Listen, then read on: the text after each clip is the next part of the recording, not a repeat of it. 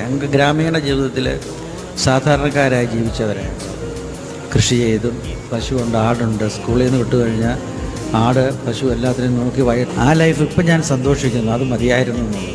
നല്ല വിശപ്പും ദാഹവും എല്ലാം ഉണ്ടായിരുന്നു. അന്ന് മീൻ പിടിക്കാൻ പോകും ചേട്ടന്മാരും. കോളേജിൽ പോയപ്പോൾ സമയത്ത് പാമ്പക്കട ടു കോലഞ്ചേരി ഒരു 16 കിലോമീറ്റർ രാവിലെ നടക്കും.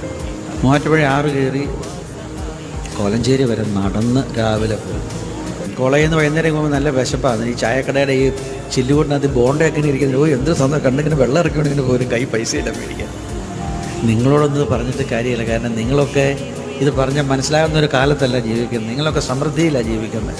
ഒരു 2-3 തരം കൂട്ടാനിൽ കറി കിട്ടുന്നത് ഓണത്തിൻ്റെ അന്നൊക്കെയാണ്.